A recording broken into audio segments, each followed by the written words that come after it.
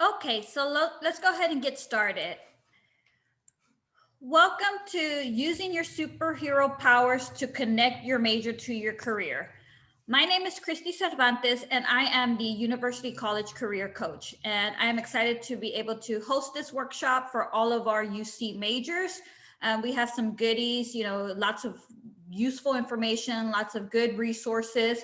I have also teamed up with the University College Academic Advising Center. And so I also have the director of University College Advising, as well as one of our advisors who advises in University College as well. I'll go ahead and give them a couple of minutes to introduce themselves, and then we can go ahead and get started.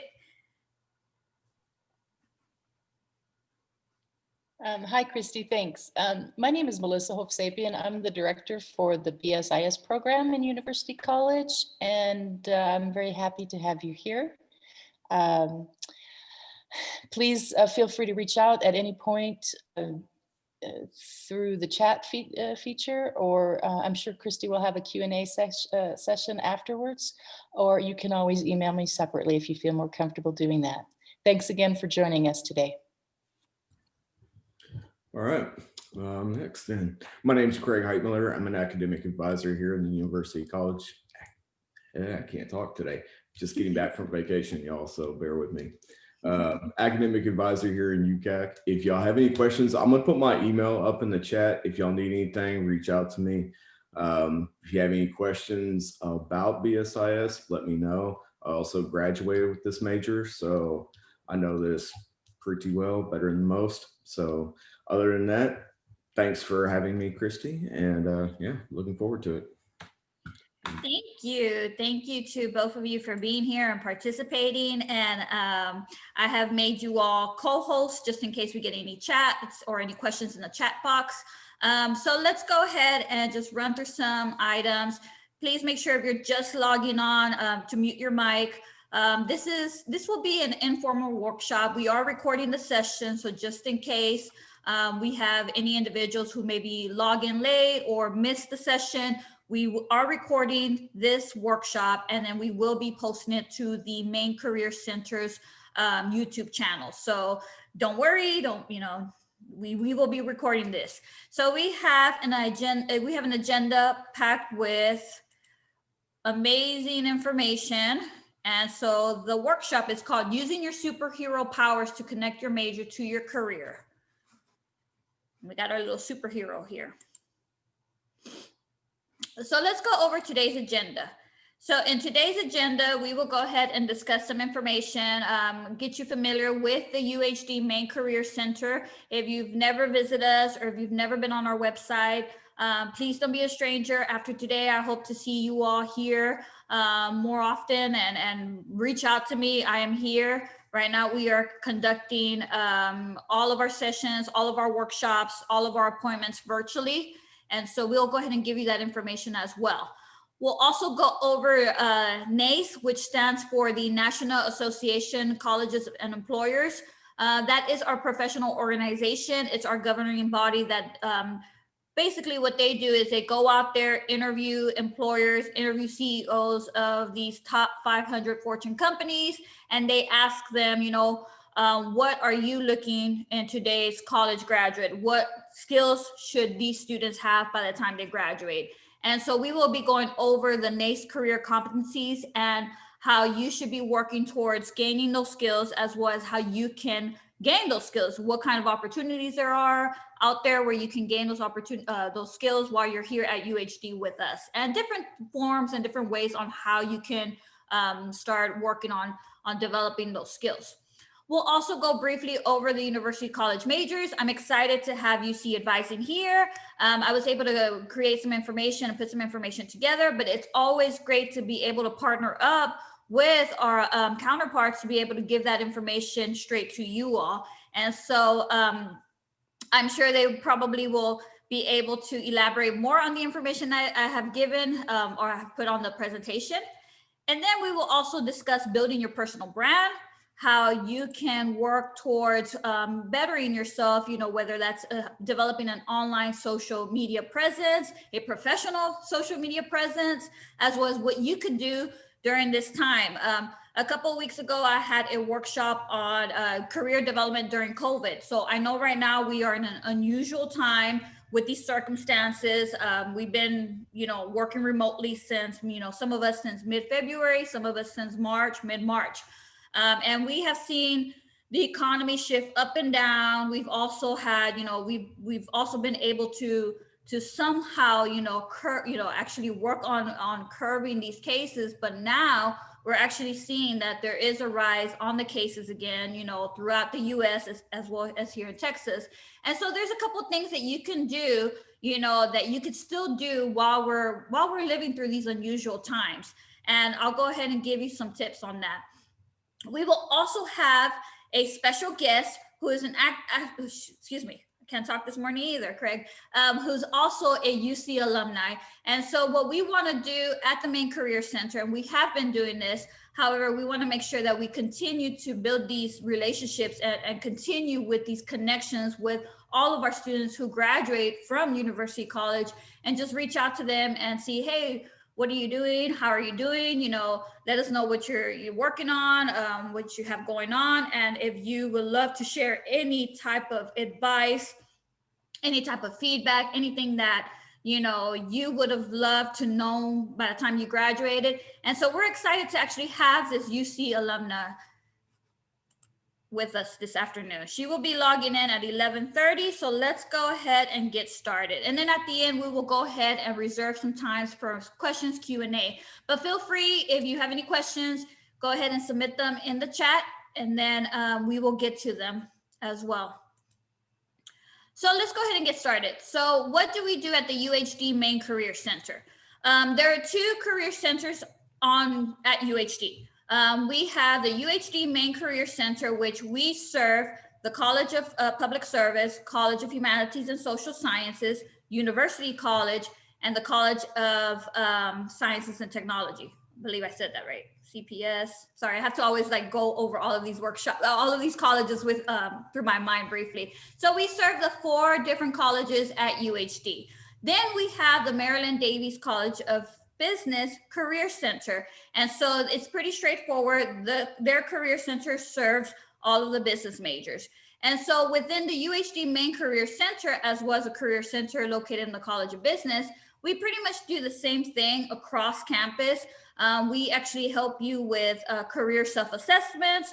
So let's say, for example, you are thinking about changing majors, or maybe you are an interdisciplinary study student and you're thinking about adding a minor or wanting to narrow down what concentrations you would focus on. And so what we can do is we can provide you with the career self-assessment that we utilize, which is called Focus 2. And it is free for all UHD students. So once again, it is called the Focus 2. And then the access code is UHD, all capital letters, space, capital G, and Gators. So everything would be lowercase. So UHD, UHD, all capitalized letters, space, capital G, and then you spell out Gators in lowercase. The reason why I'm saying this is because we will have a survey at the end that will ask you these type of questions. So there was a reason why I kept repeating myself. And so, yes, we go ahead and help you with self-assessments to explore different careers, how your skills match up to different careers, as well as majors or minors. We also do career counseling. So you're able to set up an appointment with me and we could discuss the career, the job/internship search, as well as, resume review, even conduct a mock interview as well. We also have a system called Jobs for Gators. So that is our student system that we use at the Main Career Center, as well as the Maryland Davies College of Business. They utilize Gator Hired, which is pretty much similar to our student system.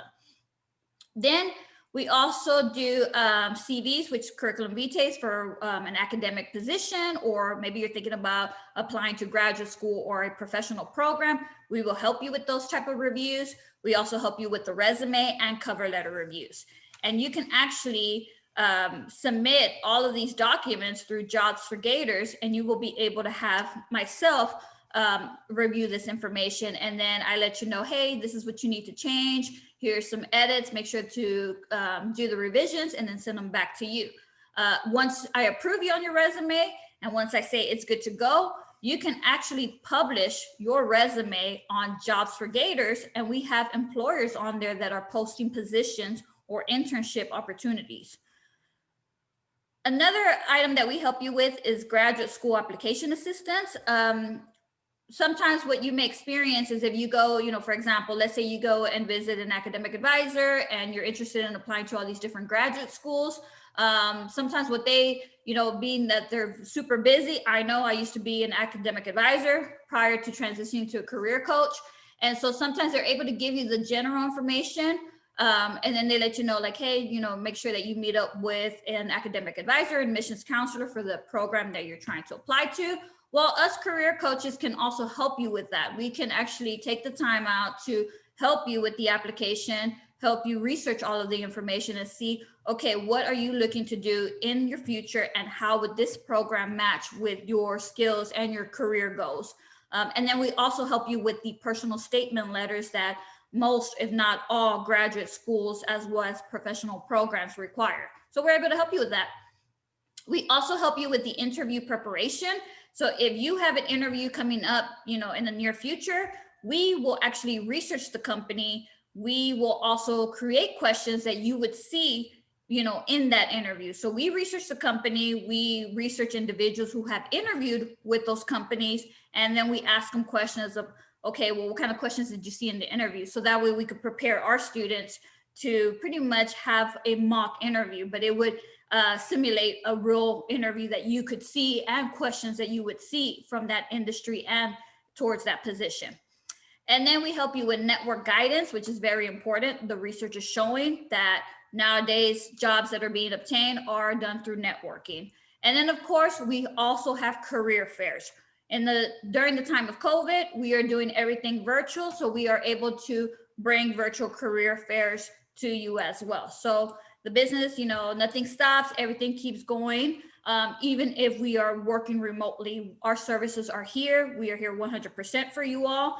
And so we're excited to be able to serve University College. The Jobs for Gators system, like I mentioned earlier, it is the main career center's online system that gives you direct access to be able to find full-time, part-time, and internship positions. And like I mentioned some of the service earlier, you're able to submit CVSs, resumes, cover letters for review by myself, as well as my other colleagues in the office. And then you view open jobs, internships, employer information, and then you receive the latest on career events and employer visits. That's another thing that we also conduct. We have all these companies coming in, visiting us, visiting UHD, wanting to employ our students because they hear wonderful and amazing things about UHD as well as our students, that they're coming over. Right now, of course, everything's done virtually, but they're actually visiting UHD and wanting to hire you all. So we also rearrange all of those employer sessions, excuse me. So this is the way our website looks right here. We're a click away to Career Superpowers. And what you can do is as soon as you log into UHD, you click on quick links and you will be able to click from the list. We're at the very bottom, UHD Career Center, and then you will actually have access to all of our information, our student system. We have a lot of good handouts here. We have the resume format guide. We also have a section called Explore Majors and Careers that we will get into in a few slides down. So don't be a stranger, come and visit us. Okay, so now let's go ahead and get started. So the National Association of College and Employers, which stands for NACE, is our governing body. They're actually our professional organization that conducts the research.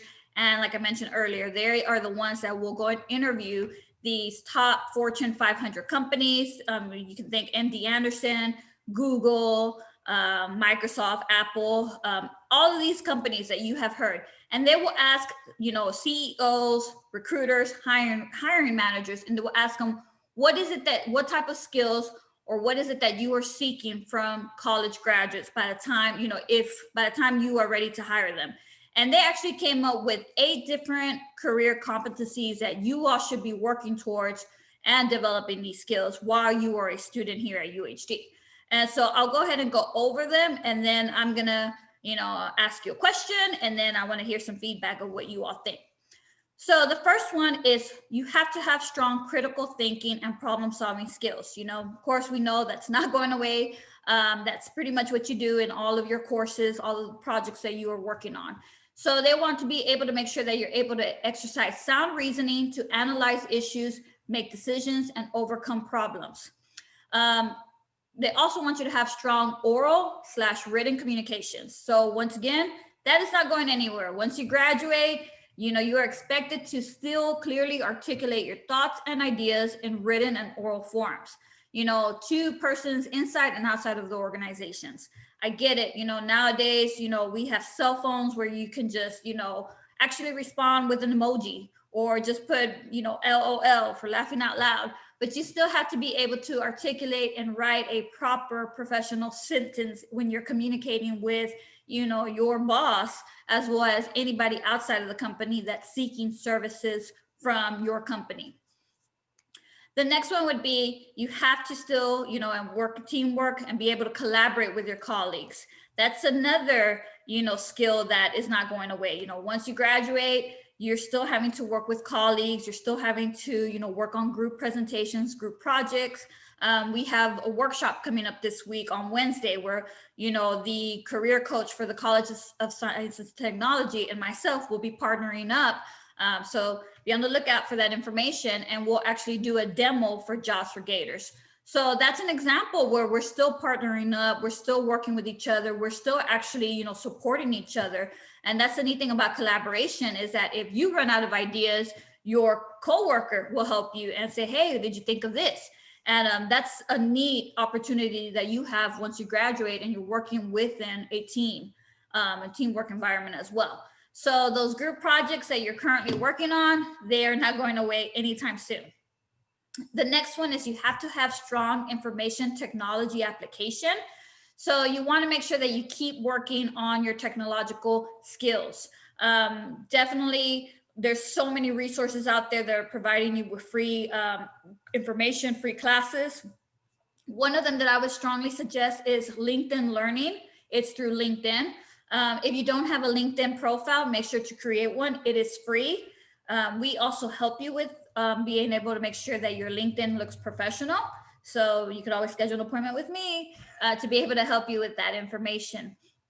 And so LinkedIn has this other website, or it's part of LinkedIn that's called LinkedIn Learning, and they give you classes for free. I mean, you can think about it. They have Microsoft Office classes where you can learn Excel or maybe Word or more tools and tricks to PowerPoint. They also have coding and programming courses for free. And they also have like presentation, public speaking classes as well. So definitely take advantage of that. They are free. Another thing I would say, YouTube. You can always learn everything on YouTube. I mean, you can learn everything. You can become a handy person all the way to, being able to make sure that you are able to learn the latest features and tricks of Excel on YouTube. So yeah, anything that will help you to still work on your technological skills. Today is a perfect example of what we are going through right now with COVID, where you were expected to now start relying so much on technology. Next career competency would be leadership. You want to make sure that you're able to achieve your goals, use your interpersonal skills to be able to coach or develop others and take initiative. Next would be have a strong work ethic, be professional. So attend to detail, show integrity, ethical behavior, and always just make sure that you are professional, showing up to work on time, letting your supervisor know, hey, I may be a couple minutes late, or this is going on, that you're able to just always check in. The next one would be the career management, be able to identify and articulate your skills. Where do you see yourself 5 or 10 years from now? And then, of course, the last would be the global intercultural fluency. Now more than ever, it's very important to be able to value, respect, and learn from diverse cultures, races, ages, genders, sexual orientations, and religions. And so pretty much to summarize it all, these are the 8 career competencies that you should be working on and developing these skills in each one of these competencies so you will be able to be successful in the professional world. So a quick question. We conducted NACE conducted a survey, and they asked employers what percentage of students were prepared and actually had all these skills by the time they graduated. Anybody want to take a guess or want to go ahead and, maybe, type it in the chat box? I want to see what skills were over here, or what the number we're thinking about. See if we have something in common. Trying to open this chat.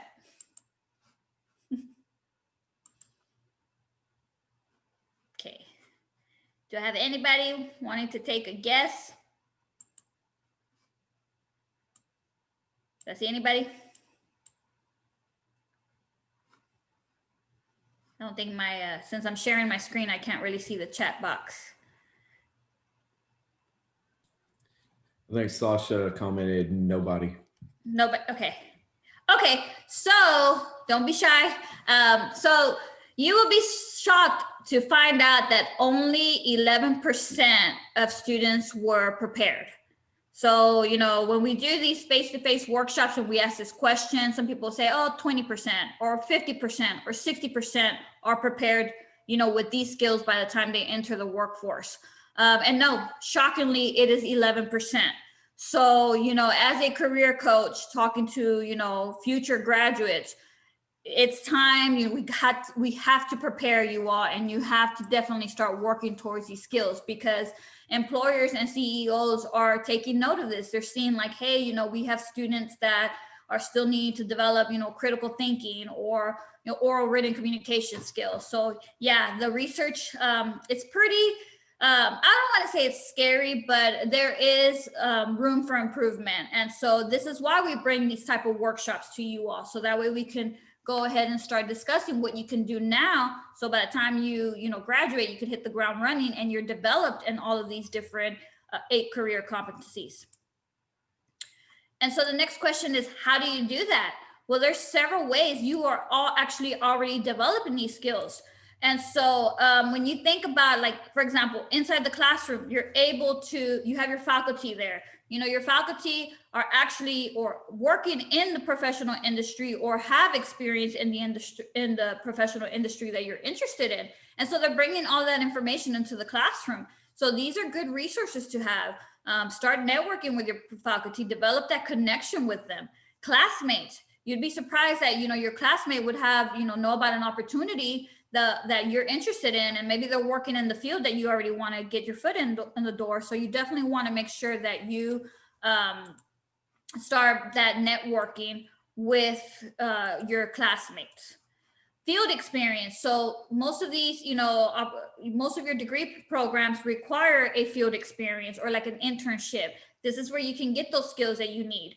Projects and research, that also helps you. Everything that you're doing, you will do and use in the workplace.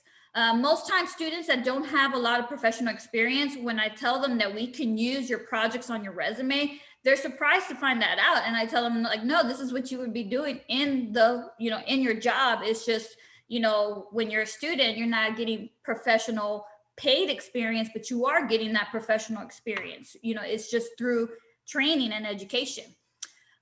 Education and training would be your mentors, technology, service learning.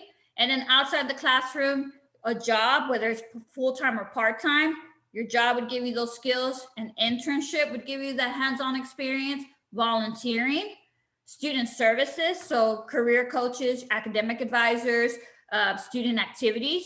And then of course, student organizations also give you that networking opportunity.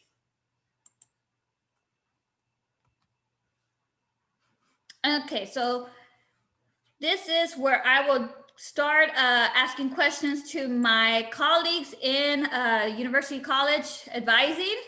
And so for University College majors, there are 2 majors within the college. So you have your interdisciplinary studies major. This degree combines traditional academics with innovative learning opportunities. It allows up to 90 hours to transfer. It's versatile. And it prepares students for graduate school or professional programs. And then we have the applied administration, which prepares students for promotion to administrative and supervisory positions and organizations. You must have an Associates of Applied Science from a community college. And then it has that integrated block of workforce development, technical occupational courses. So these are the two different programs. I'm going to go ahead and give you examples of different common interdisciplinary studies and give you some information. Like I said, I'm using my previous skills as an academic advisor, but I'm so glad that I have UC Advising here with us today, where they can chime more on the, pretty much the processes of what to look for when you're thinking about courses that will give you the skills you need in your interdisciplinary studies degree, as well as your applied administration degree.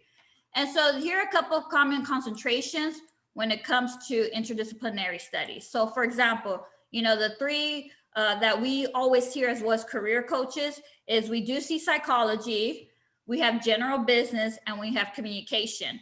But just because these are the three reoccurring concentrations that I have seen, don't be surprised. I've actually seen students get very creative with their interdisciplinary studies degree. I'm starting to see more computer science, political science. So I'm starting to see other disciplines than psychology, general business, and communications. Here are some classes that I came up with. Of course, before you focus on any concentration, you always want to make sure you have the prerequisites met. And usually the prerequisites are like the intro classes. But this is where I'm gonna go ahead and hand the microphone off to my colleagues in UC and get, just pick their brain and see what they suggest or what kind of trends are they seeing.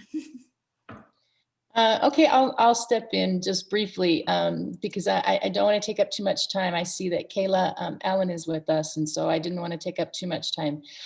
Your concentrations are spot on, Christy. The top 3 minors earned by BSIS students are general business, psychology, and communications in that order. And so choosing your concentration area and being able to also utilize, in the case of psych and comm, lower level courses, as well as the upper level concentration area to make a minor, so that you're not having to take anything extra towards the minor. It is a really good decision. It's a really good option. I didn't say that very well. I haven't been, it's a Monday morning for me. And so, yeah, I mean, these are the top 3 minors for the program. And it's just about being smart in terms of your course selection so that you can finish a minor without taking extra courses. I would make one correction on your communications tile. COM 1306, beginning public speaking, that's the course that's required for the minor, not 1304, intro to communication. But other than that, these are spot on concentration areas, and particularly the communications one. I find feedback from students is that the communications courses are really very helpful for them in developing skills that will serve them well regardless of their career path. Being a good communicator does wonders for your efficiency, for your productivity, and for your reputation within your organization, whether that's oral communication, written communication. It's a very important skill, and it's a skill that crosses career field lines. So it really doesn't matter what field you're going into, what career path you're following. If you have good communication skills, they will serve you well. And there are a few courses within communications that I really get good student feedback on. I would say the 3309 course, which is the theory and practice of interviewing. I've gotten really good feedback from students about that course, that it preps them for being comfortable in an interview situation. Communication and conflict is 3319. Again, student feedback from this course is that they have learned really valuable information and valuable skills that assist them to communicate effectively in a variety of of conflict situations, and these have served them not only professionally, but also personally. I also get great feedback from Communications 3340, which is communication and leadership. And this course is also, one that gets really good feedback from students in terms of helping them learn the content about different leadership styles and how they can be more effective in their communication by projecting leadership through their communications. So I think I'll just leave it there, having said quite a bit, probably more than you wanted me to say. And thanks for including this. Thank you for participating and thank you for all that wonderful information. So if you have not seen your UC advisor or have been into UC advising or virtually logged in and met with them, make sure you meet with them, especially now. Now is the time. Let's go ahead and go to the next one, which is the Bachelor of Applied Arts and Sciences. With this degree, you have a few concentrations. Now, please excuse me if some of this information is not updated. Like I said, I had to pretty much put my former academic advising hat on to be able to look through this information, but I'm so glad that I have the experts on here as well. And so with the Bachelor of Applied Arts and Sciences, you have Applied Administration. So these are some courses that we have that you would take on that degree plan. Then you have the newest concentration, which is the Public Administration and Leadership. And this is for anybody who may already be working, for example, for a, I would say the government sector or any type of agency, Department of Transportation, and then maybe seeking to be able to, pretty much advance towards leadership. And then we also have the Safety Management as well concentration. And see, here are some courses. Now, with both degrees, I did put at the very bottom, please make sure to consult with your UC advisor and UHD catalog for all information, degree requirements, all of that, as well as your advisors. I don't know if Craig wants to go ahead and discuss a little bit about the Applied Arts and Sciences degree. Sure. So real quick, I'll kind of touch base on the Applied Public Administration and Leadership program. I know you mentioned a few things about that. So with that program, she's absolutely right. You got to have some kind of experience in either a nonprofit or government sector. A lot of questions I get will, students that work at either HCC or somewhere in education, that will also work. So you got those three requirements. You need to have at least a 2.25 coming in.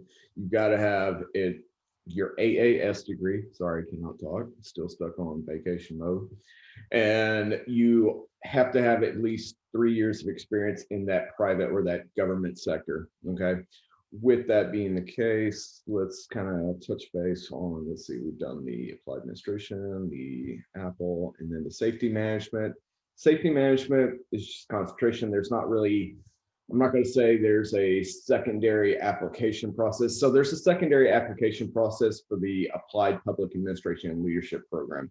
That one, I would just encourage you, if you're interested in that, reach out to me. I advise specifically for that program, and I can kind of walk you through that. We can discuss whether or not you'd be a good fit for that or not.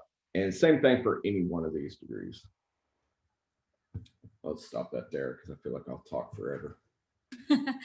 Thank you so much, Craig, for that information. Okay, and then here is our majors and careers handout that we have on our website. We have this information for interdisciplinary studies, and it gives you that information of possible position titles, industries that you could seek, actually an actual professional position after you graduate.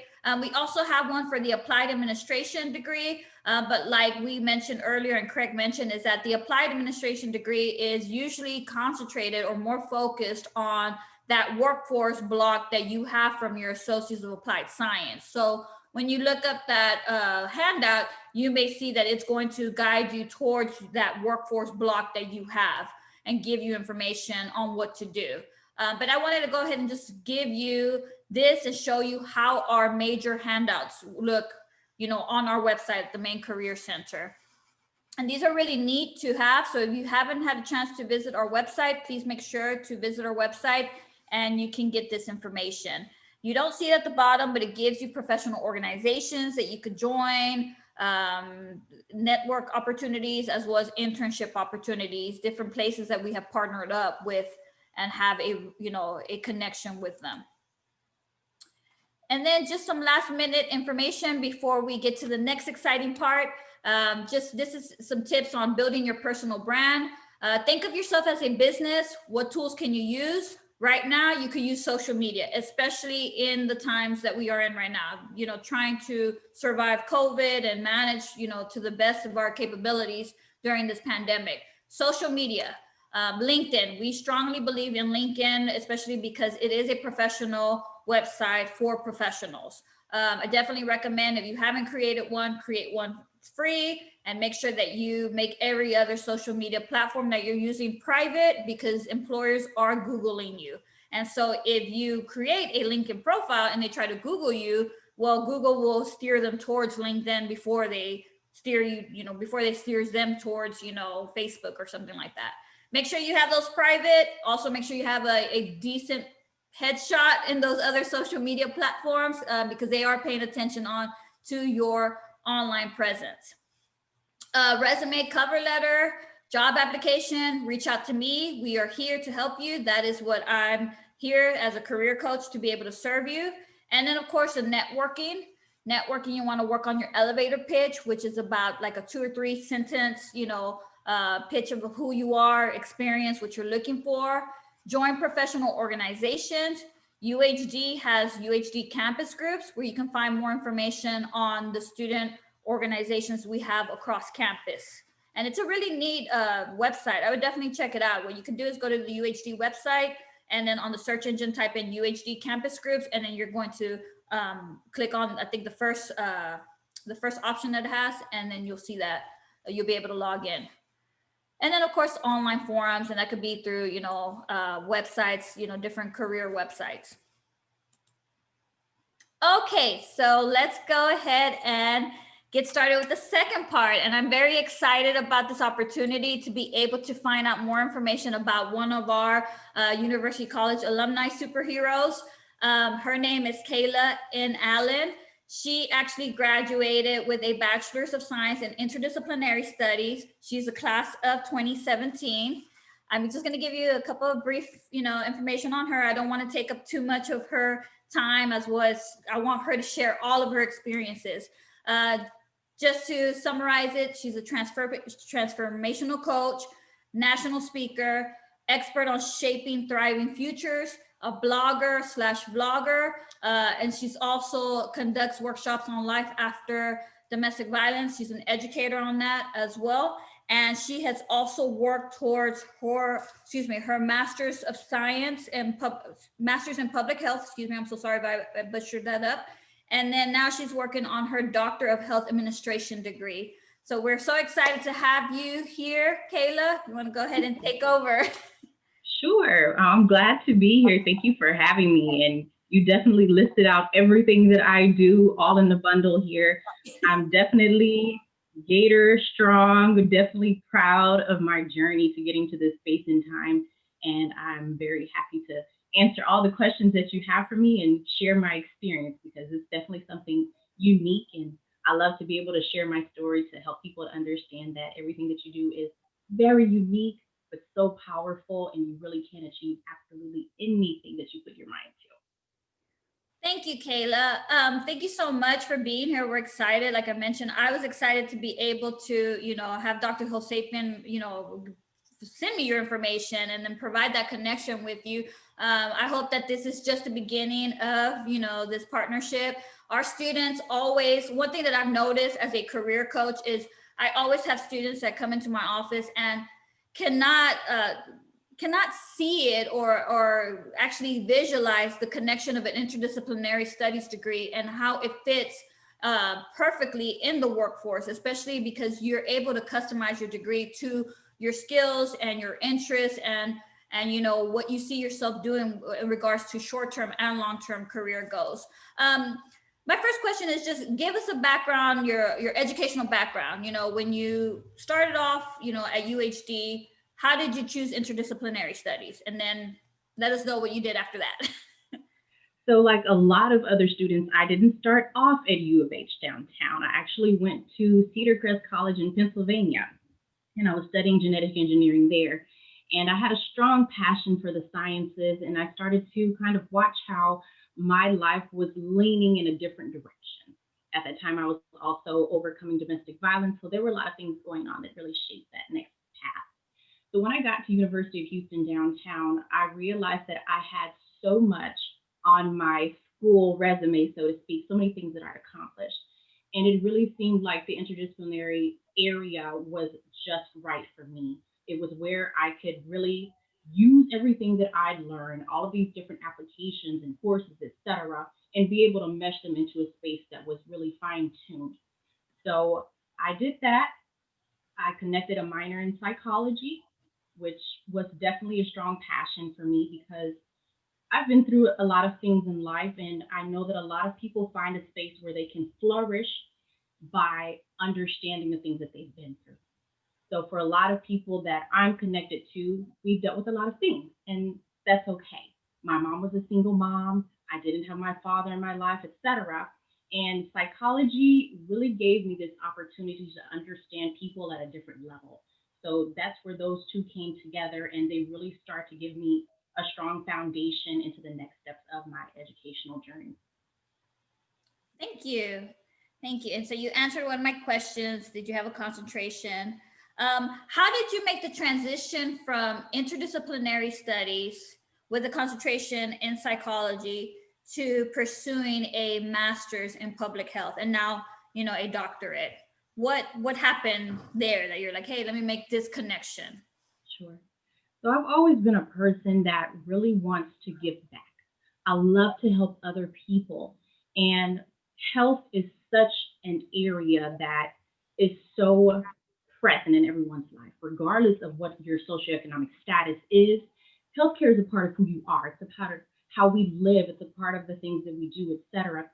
So when I examine the things that I've been through in my life and a lot of the financial barriers that a lot of people face, I understood that there was a strong need for people of color to be present in the public health space.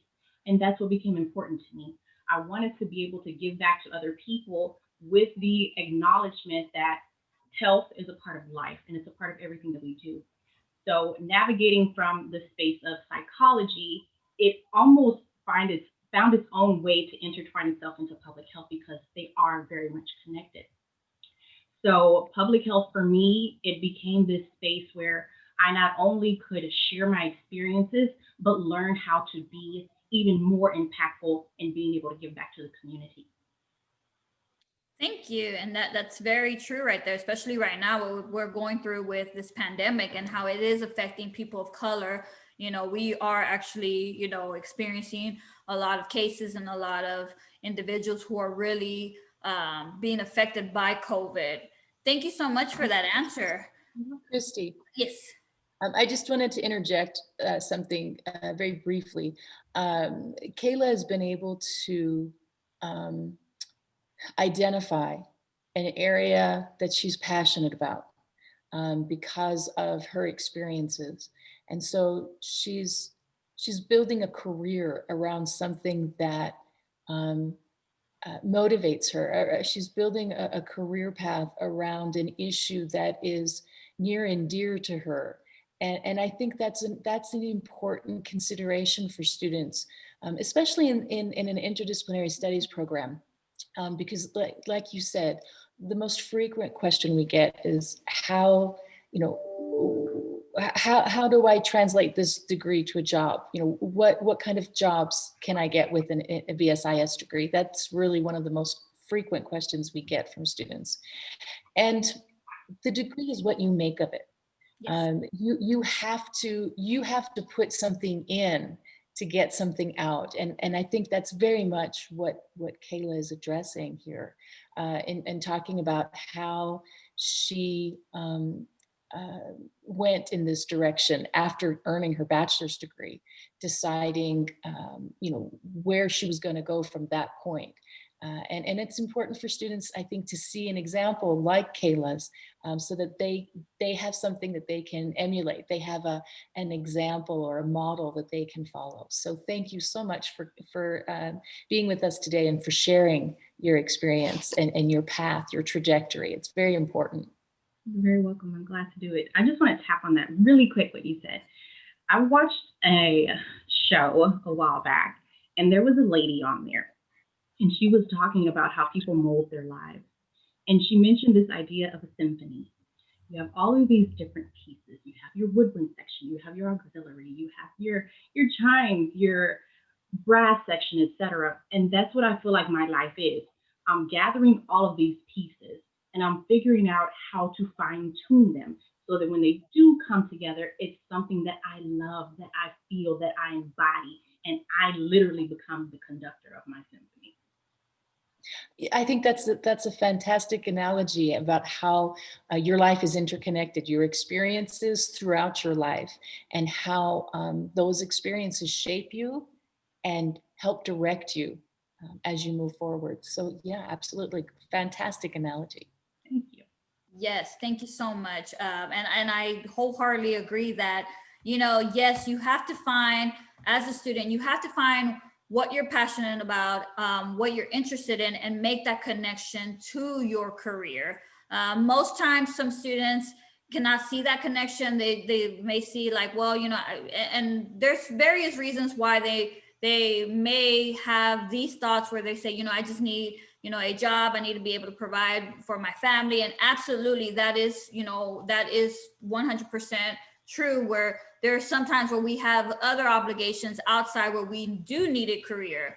But, while you are working towards, maybe you found that job to help you sustain and protect your family and provide for your family, you don't stop working on trying to figure out, what you're passionate about, as well as, how that would match with your short-term and long-term careers.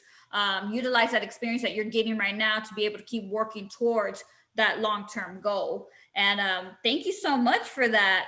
I feel like I'm so excited. I think we're getting ahead of all these other questions that we had. Another question for you, Kayla. How did your experience at UHD and University College help you find your first position after graduation? Sure. So I feel that the undergraduate experience at UHD in that space, it gives you an opportunity to explore who you are. And by going through all of these different courses and really understanding how they apply to life, how they apply to things that you've experienced, and ways that you can use them in your career or in this brand that you may be building, that was a big deal for me. So I took the time to really just appreciate the moment. I did something super crazy. So when I came to University of Houston downtown, I took 11 courses in 2 quarters. Wow. Crazy. And I did it because I realized that I needed to get it done. There was something so important about it for me. It was this feeling of, I'm doing something for myself. I'm doing something that's empowering and is going to really give me tools that I can use in the future. So I think that's the idea of it for me. That's why it's so valuable. Thank you. The next question, a follow-up to that previous question, was it the coursework or maybe perhaps an internship that helped you make that difference, or that connection to be able to say, okay, I have this internship, or the coursework, like you mentioned, all the courses that you took? Did it help you connect that to a position to be able to get your foot in the door? So I would say that it was definitely coursework, and also appreciating that I had done so much. The courses that are within that space are very mentally exploratory. They give you this chance to really shape your path, bend your mindset, and just become flexible in your thinking. So when I was getting into a space of transitioning into the workforce, which is still ever evolving, I understood that there were elements of what I did learn and things that I had done that could be presented on a resume and be appreciated. And so I took that notion and I applied it to volunteering. And that's what was important for me. That was my transition I wanted to be able to give back, but I had the same little thought that a lot of people have. I have the resume, sort of. I have the education the way that I want it to be, but I don't have the in-house or in-field experience. So I put everything that I've done and all the awesome things that I learned into volunteering. So that became a bridge for me. Thank you so much, Kayla. You actually hit the nail on the head there, because a lot of times some of the students that I speak to, they can't, they just see, they get stuck in the title or the name of the degree, but they cannot see that it's actually the skills that you're developing with the courses. I think that one of the neat features of this degree is that you're able to utilize it and customize it to what you see yourself doing. And most of the time, actually the truth is that that is how the workforce is, professional setting is really taking those skills and what you know and your experience and actually transitioning it and communicating it to the workforce. Most times some students may get stuck of, well, it's not an actual, for example, a bachelor's in psychology or a bachelor's in engineering technology, but it's really the skills that you learn in the coursework and your experience that you utilize out there once you're, on the job. And I like how you made that analogy of, it's really taking everything that you've done, putting it on your resume, and actually how are you able to, the example that you provided, how were you able to get that actual experience? And your experience was through volunteering, which most of the time some students may sometimes feel like, should I include my volunteering experience? And we always say, absolutely, experience is experience. It's just how you communicate it on your resume, and then once you're at the interview, how you utilize what you've done and you communicate everything through those 8 career competencies that we went over earlier. Thank you. Yeah, Christy, just to interject another comment. Again, students, it's helpful when they realize how important it is to articulate what they bring to the table to a prospective employer on their resume, in their cover letter. It's important to take the time to customize your cover letter to address the position you're applying for. Your employer, your prospective employer spent time creating that job posting and creating a very specific list of skills and content that they were looking for in a new employee. So the least you can do is craft a unique cover letter that addresses that position. And articulate all of the skills, all of the experience that's relevant on your resume for that particular position. I think sometimes students don't realize that your resume can be flexible in its formatting, so that you can highlight a particular set of skills at the top for one position that you're applying for, and perhaps rearrange those skill sets, that experience for a different version of the resume for a different position. That they can be flexible in their resume. Honest and truthful, absolutely, but a little bit flexible in how they list their skill set for their resume for a particular posting, for a particular application. But it's just so important to articulate the skill set that you bring, whether that's through experience in the workplace, whether that's through volunteering, whether that's through coursework, or even life experience. It's important to put those pieces of information in a cover letter on your resume as relevant.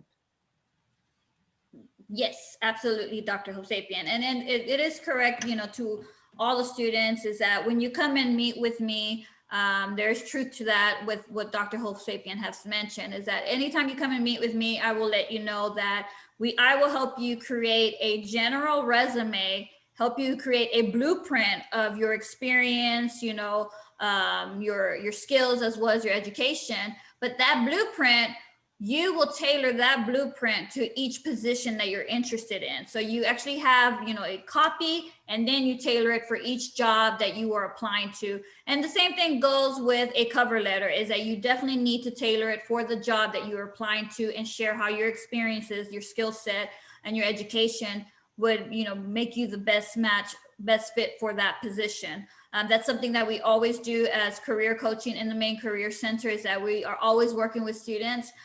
We have all these tools too. So this is where I'm going to go ahead and insert, do not forget to schedule an appointment with me, so that way we can start looking at your resume and start working towards that. Let's continue with the Q&A with Kayla. This is another question that sometimes students bring to, you know, our coaching sessions. Did you ever have employers ask you what an interdisciplinary studies degree is or means, or needed clarification? And if so, how did you respond? Sure. So it kind of taps over to what Dr. Sapien was saying a minute ago. I did have one person ask me what that meant, because they see it on paper and they're like, okay, what does that mean? Where did you study? What were the disciplines? So my idea was to really just kind of word vomit. This is what I did. This is what it means. And I really just allowed my resume in my head to kind of do the talking. So I literally said, you know, I studied this. This was my specialty. This was the area that I found myself to be very passionate about. And these are the things that I learned. Like, I literally laid it out like it was just experience laid out on a dining table. I just put it all out there. And by doing that, it gave them the full spectrum of not only understanding what I learned from a book, but also how I applied it to life. So that's how I did that. Thank you. Thank you so much. I love to hear experiences from our students, our alumni, how they communicate, you know, when they're asked that question, how they communicate, how they respond to that question. Because, you know, I know students during my coaching sessions have asked me that, where they say, you know, what do I tell them if, you know, if an employer or, you know, a hiring manager will ask me, what is that? How do you respond to that? So thank you so much. The next question. Oh, sorry to interrupt you, but just the fact that they're thinking about that in advance means that they're prepared for that question when it comes up. Just, you know, you have to prepare for an interview situation, and Yes. you have to think about how you're going to answer these prospective questions. Absolutely. And preparation, it's very important. Yeah, thank you. Okay, the next question is, what skills do you feel are important for university college students to have in order to be successful in a professional setting? First things first is personal awareness. And I know that sounds like it doesn't fit, but it does. If a person doesn't understand who they are at their core, and they don't understand what they bring to the table, there's no way that someone else could respect that, because they don't understand who you are and how you're valuing yourself. Another thing that's really important is being able to step into a space and know that it's okay to be there. One thing that I had to overcome was this feeling that everybody else was already so far along, or these people already have all of this experience and I don't. So I literally had to get in this mind frame and verbal space just as well. When I enter a setting, I literally tell myself, I belong here. And by doing that, I change the way that I'm thinking, the way that I feel, and the way that I'm showing up.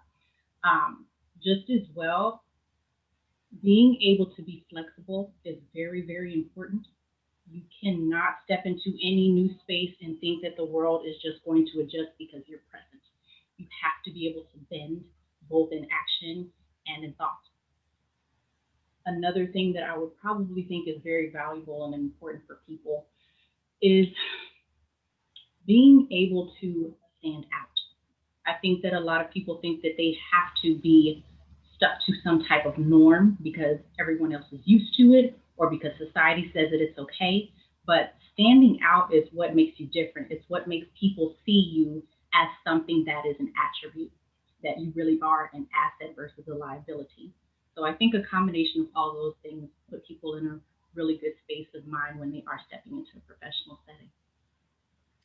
Thank you so much, Kayla. Thank you for those powerful words and powerful advice. I think you are absolutely correct. And I love hearing the perspective, you know, your perspective on, you know, what you need to do, the skill sets that you need to have, and how to navigate, how to be a professional, because you are, you know, you're right. You know, sometimes if you're a first generation college student, or You know, for example, you know, being a woman, being a minority, sometimes you don't have, you didn't have somebody in front of you or a role model to show you how to be a professional.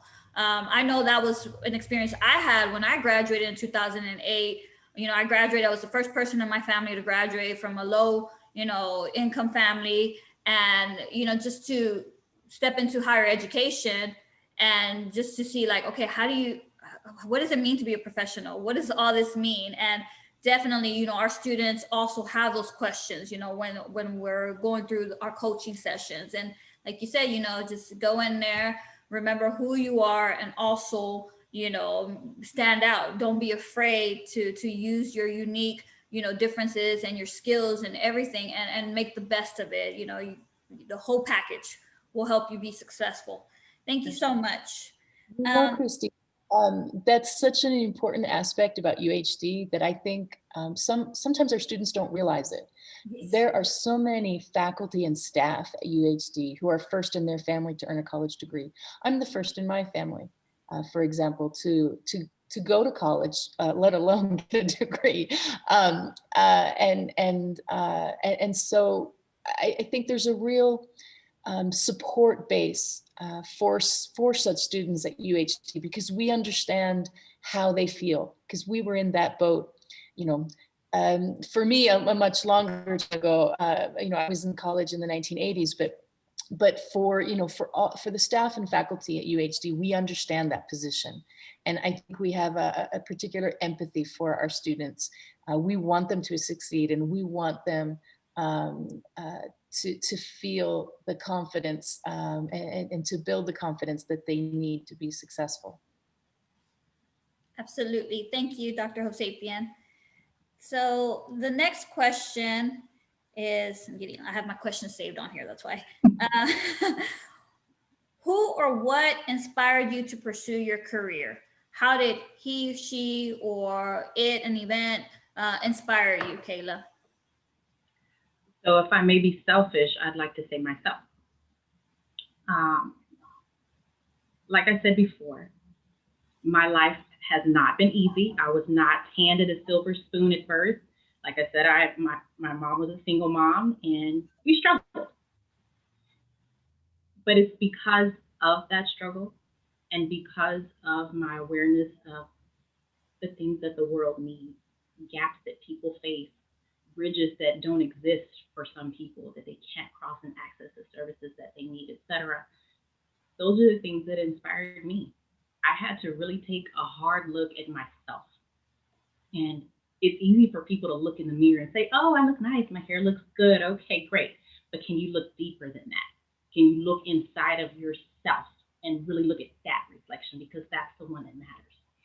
And as a domestic violence survivor, I didn't know what that was. I didn't know who I was. I lost my voice. I didn't understand what love was. I didn't know that I could wear whatever color lipstick I wanted to, or dress the way that I wanted to, and be okay. And it was all of those things that gave me this renewed sense of hope. After getting out of those situations and really taking back power in my life and finding my voice, I became an entirely different person. And that space of inspiration was so much bigger than myself, so larger than life, that I realized that even when I talked to people about it, I was inspirational. And it wasn't because I was trying to.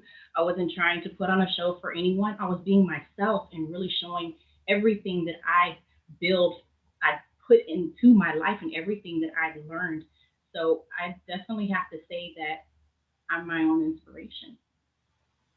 Thank you for that. That is so beautiful to hear. And thank you for sharing that experience of everything that you have gone through, and how it inspired you, and how you were able to go from this, you know, negative experience and say, you know, I am the person who can do this for myself, and let me look within and see, like, let me build that confidence, you know, let me build on that confidence and move and continue to look forward. And thank you. You've done amazing things. You know, like I said, when I read your biography, I was like, wow, we have to get, you know, we have to get this alumna to come and speak to our students. One thing that, you know, what I admire about the UHD student body is that they love to hear from our alumni. They love to hear from students, you know, they love to hear from us staff and faculty. But one thing I noticed is that, you know, it's easy for us who are on the other side of the table to share our experience and say, hey, you know, we went through that. But sometimes it's like they may see us staff and say, yeah, you didn't really, or, you know, you're on the other side of the table, or you're already in your position, you're in your career. But when we bring our former students and we say, these students were once in your shoes, once taking the same classes, and look at their inspiring stories, look at what they've been able to accomplish and all that they've been able to achieve. They love hearing all this wonderful, you know, dialogue and conversation and tips and advice. So thank you so much for sharing that. Christy, Yes. I wanted to make a note of a question in the chat. Oh, okay. Thank you. Yeah, you have a hard time seeing it when you're sharing your screen. Yes. But one of our attendees is, she's expressing the information that she's an older student and she finds that her age may be holding her back. Do you have any information to address that, that area of concern? So when it comes to addressing our students who may have concerns about their age, you know, we always advise our students where, you know, we will be honest and say, you know, ageism does exist, you know, just like, you know, racism, you know, genderism, sexism, all of that. It does exist. You know, there's no way around it. We have had students that have experienced, you know, hey, well, I think, you know, they didn't hire me because of my age or anything like that. Some of the suggestions and the strategies that we provide to begin with, and this is, you know, during our coaching session, is that, you know, when you are applying for a position, there's no, I want to make sure that this, there's no, when it comes to your job application, you know, or your resume, we want to make sure that we are actually using all of your skills and your experience, and we are able to use all of that information and make sure that we say on paper why you are a good fit for the position. So that's what we're actually working with when it comes to our students who are concerned about maybe their age or maybe, you know, any other situation where we're saying, you know, first and foremost, let's take your resume and let's look at that information and be able to communicate what you've done and how you are a good fit for this position, despite of, you know, how many years you have been in the professional setting, or, you know, take that experience and utilize it to your benefit.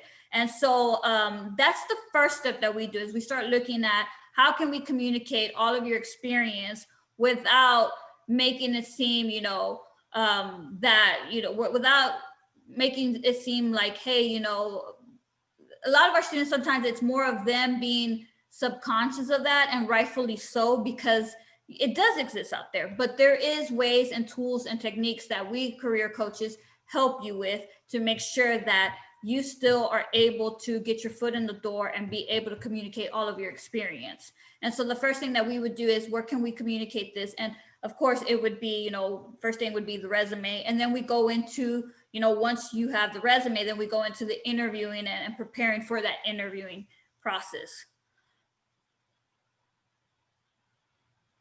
Right. I mean, it's, you want to accentuate the positive. Yes. You know, an employer who is looking for leadership and looking for, you know, an employee that can lead a section, an employee who has some experience. Well, that's going to come with a little bit of age, right? Yes. I do know that we've had several recent graduates who've gone on to establish new careers after they got their bachelor's degree. Yes. And so they didn't start off as, you know, 22-year-olds in the workforce after graduation, and they've been able to be successful.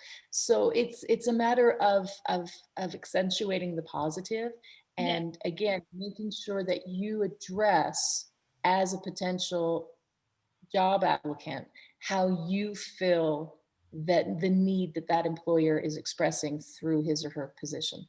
Absolutely. Yes. It's really how you highlight and communicate your experience because, we also have, like, on the other end, we have our students who are just right outside of college, right after college, have never had a professional position or any type of professional experience. And they're also facing similar situations where they're saying, they're telling me I don't have enough experience. They're telling me I don't, I don't have an entry level experience. And nowadays, entry level has changed from used to be 0 to 2 years. Now entry level is 2 to 4 years. And that's yeah, it's changed. Yeah. And that's where we go in there and we say, okay, what have you done? What did you do at UHD? What did you do volunteering, internship? With our students who have had professional experience, we look at, okay, where are these skills of, being a leader, teamwork, being able, technological capabilities and all of that. So what we do as career coaches is we actually take all of the 8 career competencies, whether you're, have been in the workforce for a couple of years and you're looking to transition to another career. And then we also take, our students who are just graduating, seniors, maybe they were full-time students these past 4 years. And we look at those 8 career competencies and we communicate those skills through your resume and then through the interviewing preparation. A lot of experts, a lot of other career coaches in the industry have also mentioned, if you're able to communicate your experience professionally and showcase that you are the best fit, age does not really become an issue. And it does not become an issue until you yourself makes it an issue. And so that's what a lot of experts in the industry have said. We have seen students change, industries, change careers. Individuals have been working in a career for maybe 10, 15 years and then decide to transition to another career. And they're able to make they're able to make that leap. And it's really just how you communicate your experience, both, written, resume, LinkedIn, online social media, as well as the networking part, as well as the interviewing and making sure that you communicate all of that information to an employer to make sure that you fit their needs. Great question. Thank you so much. And yes, thank you so much, Dr. Hovsapian, for that, because cannot access the chat box whenever you are sharing a screen. So for the sake of time, let's go ahead and continue with the Q&A with Kayla. We're almost done and we want to make sure that we at least leave, some time for Q&A or any advice that you have for our UHD students. The other question that we had was, you have earned a master's degree and now currently working on your doctorate. How did your undergraduate degree prepare you for the intense coursework of graduate school? So one thing that I learned over time, and probably not so much in a fun space, is how to make the most of time. And just as well understanding, when is my mind most present? When is it fresh? And when can I do the work? That was something that I had to learn taking all those courses at one time. And just as well, it still applies now, because I understand that when it goes beyond 10 at night, my brain is not going to do what I needed to do. It wants to go to sleep. But if I'm up at 7, I can churn out work like nobody's business. So really learning those important little tools to be able to add to your toolbox, that's what I really garnished while at UHD for sure. Thank you so much, Kayla. Time management never seems, something that we always have to keep working, regardless of, how, what you have going on and after you graduate and even in your personal life. I know I'm always having to time manage, especially right now with this pandemic, family life and all of that, where it's all integrating together. Thank you so much. The next question, what do you like best about your career? What I love the most is that I'm making it exactly what I want it to be. You can look at just the image on here and think that it's so much stuff, but in reality, for me, all of it works together. And when I understood that I could do that, I realized that everything that has been a contributing factor to my growth, whether it's learning from my mom on how to be a strong woman, or taking this loving, giving, nurturing feeling from my grandmother, or understanding that I'm a hard worker and I'm going to kick butt no matter what you put on my plate. All this stuff starts to work together. So I love that my career gives me that flexibility to be myself and really follow my passion and be able to flourish in it. Thank you so much. Thank you. And with our, our next question, this actually goes into the next question. Yes, we look at your, your background. We look at, your professional headshot, which is, by the way, a nice, very professional looking headshot. We also help students with professional headshots. So we're always like, oh, that's a good looking one. We see all of this and we're like, wow, like, was it easy for her, or, oh, she may have not struggled or whatnot. We know, speaking with you, we know what you have gone through. And I always like to tell students that, it's not easy. And I always share, my experience, other professional experiences of what they've gone through. And so this next question is, were there any barriers or setbacks in your career? If so, how did you overcome them? Sure. So wanting to get into a space of leadership, which is a natural thing for me. I like to educate, I like to lead and help empower people. The not having experience thing was definitely a bump in the road, a big one, and not just a physical thing of needing to have the money. It was a mental kickback because I started to feel like, well, maybe I'm not worthy, or I'm not good enough. I have all of these things on my resume. Why don't they believe in me? And I think that I had to go through that because in those moments, I had to know who I was. Because, like I said before, people won't respect who you are if you don't know who you are. And really getting over that speed bump, it took time. It was like an obstacle course, to be honest. And the only way you get to the finish line is by making it through the course.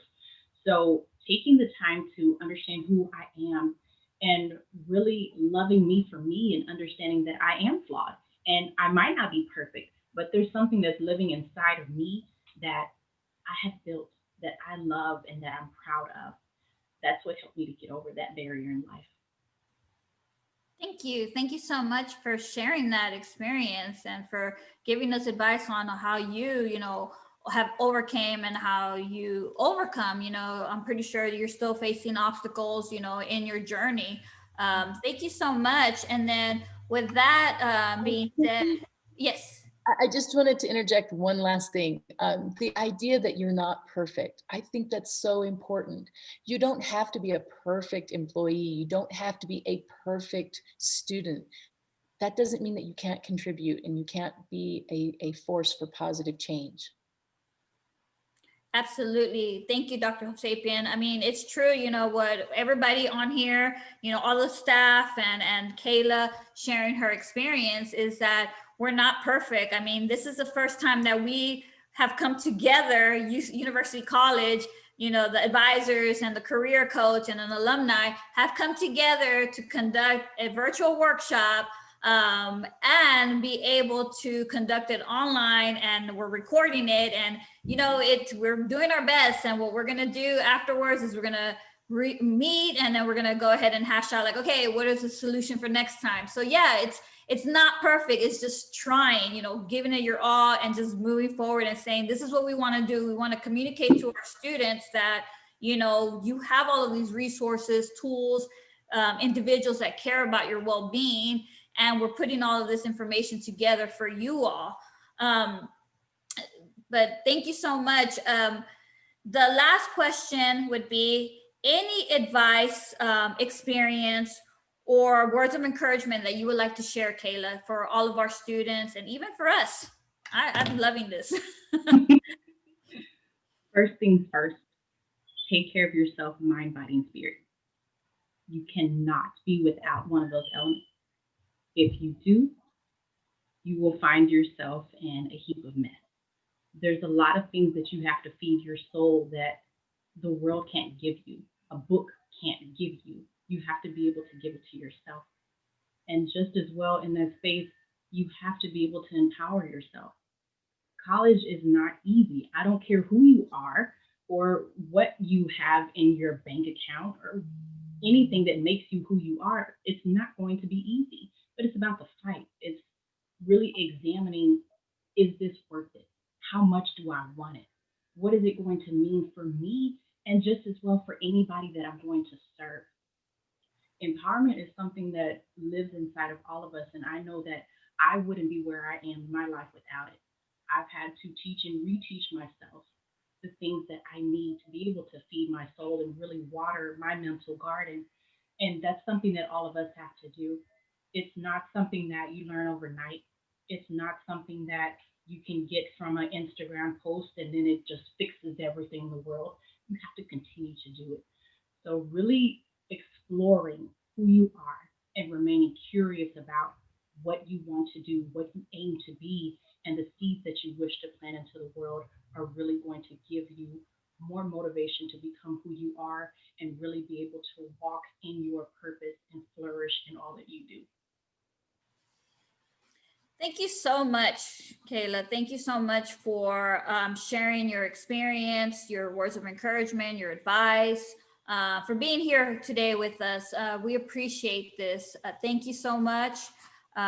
Let's go ahead and wrap this up. Before we enter the Q&A, please feel free to let us know what we're doing, how we're doing, what you like, what you didn't like. You can go ahead and scan this QR code, and then just give us some feedback. I'll give it about a couple seconds for you to scan it, and then I will stop sharing my screen and we can open the platform up for Q&A or any last minute advice, suggestions, tips. UC Advising could also let us know what they have going on, any registration updates. And then with us for the rest of the month, for the Maine Career Center, November is National Career Development Month. So we are conducting all these workshops throughout the month. And I know it's we're pretty much halfway through, but we're still going and conducting different types of workshops. We have one coming up on Wednesday on how to access jobs for Gators and how to utilize our student system that we will be doing via Zoom. So please feel free to get with us, ask us any questions, follow us on social media. We have Instagram, LinkedIn, Facebook, all of those good things. We also have YouTube. We have our YouTube channel. So please subscribe to our YouTube channel where we're going to go ahead and upload a recording of this workshop. And let me go ahead and exit out, stop sharing. And then if anybody has any questions for us, feel free to unmute yourself or give us any feedback. I'm able to see the chat box now.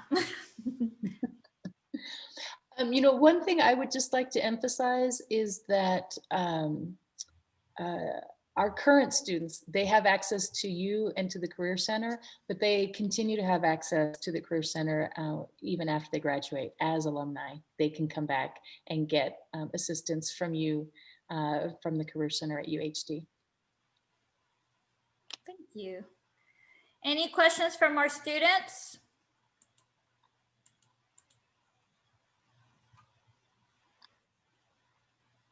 No. We covered everything. We pretty much covered everything. Everything's good, right? Kayla, any last minute words or anything that you would like to comment on?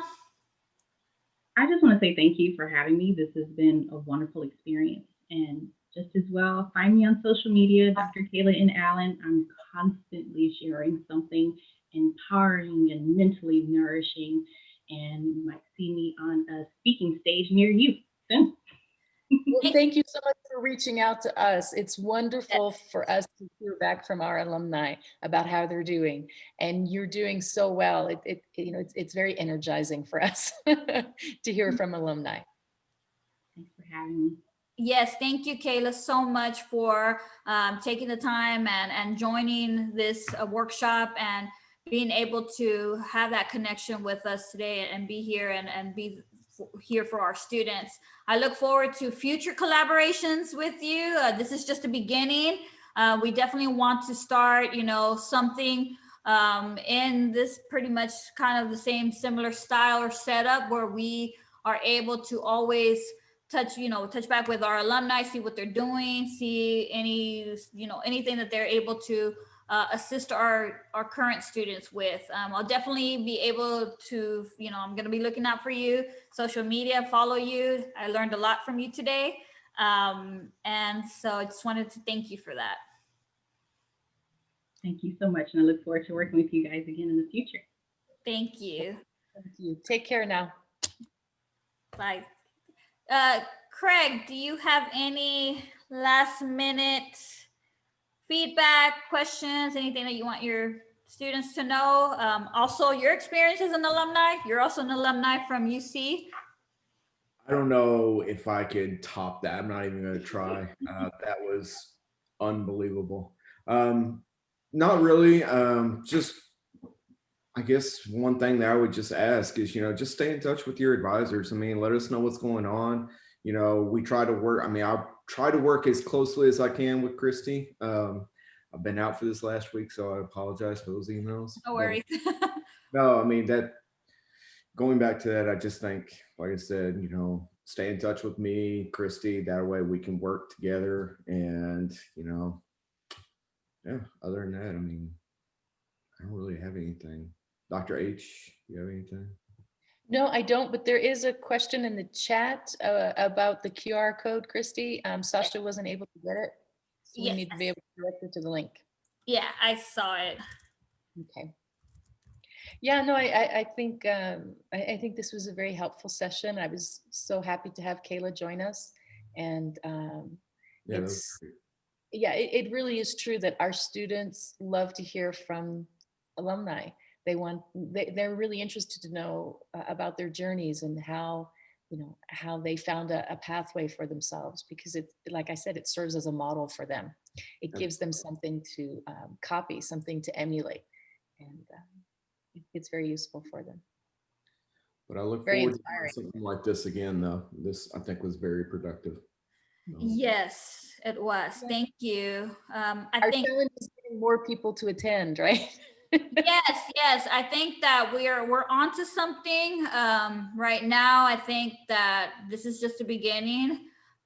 We definitely need to start seeing what else could work with us for these different types of workshops, especially virtual workshops. The neat thing about this today is that it is being recorded and it will be uploaded to our YouTube channel. So, there is record of this. So hopefully if our students were not able to attend for whatever reason, classes or whatnot work, they can actually hop onto our YouTube channel. And see it, yeah. And see it, yeah. So we're going to be YouTube famous. We are. We're going to be YouTube influencers. Oh, joy. Well, thanks so much for putting this together, Christy. And please let us know what else we can do to assist and be good partners. Thank you so much. Thank you for being here today. I will definitely keep in touch with UC Advising, and we can see what future collaborations we have. I know we're almost getting ready towards the end of the semester. Holiday season's coming up. Can't believe it. But we have spring, we have spring coming up. And so that gives us, some good time to start thinking about next spring. Right. And maybe the world will be in a more normal place by then. Maybe. Hopefully. It looks like Sharina has unmuted her microphone. Did you have a question, Sharina? Oh, no. Okay. No. All right. Well, thanks for joining us very much. I hope it was a useful session for you. It was. I didn't know about the jobs for Gators for updating my resume. So that was something that I learned. Okay, good. I'm glad. Yes, please feel free to visit our website. It's actually going to go ahead and share the screen. Let me see. It's kind of hard when I only have one screen since I'm at home. But let's see, share screen. So if you actually go to the University of Houston downtown website and click on quick links, Career Center UHD, click on that. It will take you to our main website. and then you'll see the Jobs for Gators. You're able to log in here. You'll use the same username that you use, username and password for Blackboard. And then you're able to upload your resume, make an appointment with me, do, anything. We also have a checklist on there as well. We have mock interviews. It's a really neat student system that we have here. And then you also have access to the majors and careers handouts that we went over during the presentation. You're able to access that. You have the resume format guide. So we have a lot of good stuff on our website. So please feel free to visit us. And, if you need an appointment with me, let me know, okay? Okay, when you upload the resume, does it take like maybe a few days and then somebody will get back with you about your resume, like what changes need to be made? Like if I already have my resume made, but it's for, like I work in education, but I want to change into something at a government position, should I send the link or something for the job that I'm interested in so that my resume could be changed up a little bit to cater to that job? Yes. And when I upload my resume? Yes. Yeah, you can just, you can even upload the job description and it's going to come to me. So it takes about, we say 5 to 7 business days for us to review it, but we're working faster than that. That's just the general time frame that we give, the turnaround time frame that we give. But what happens is that I will take a look at it, let you know what you need to change, give you suggestions, and then I send it back to you so you can revise it. And then you send it back to me and we work together, we collaborate. Usually it takes about 2 to 3 revisions. I want to say 2 to 3 revisions until we approve it. And what that means, once it's approved, then that means that, your resume is good to go. And then you could also use that resume on your Jobs for Gators student profile whenever you apply to jobs in our job board as well. Okay. Thank you. You're welcome. Thank you. Okay, Christy, I'm going to head out unless you need me for anything. No, I think we're good. I think that's it. Thank you so much, Thank Dr. Sapien. No, thank you. This was a wonderful session. Thanks for all your hard work. You're welcome. Thank you. I'm going to get with you here in just a second, Dr. H. I got a couple questions about students. So Okay, sounds good. Thanks. bye, Christy. Thank you, Sharina, Craig. oh, she already left. Never mind. Tried. All right.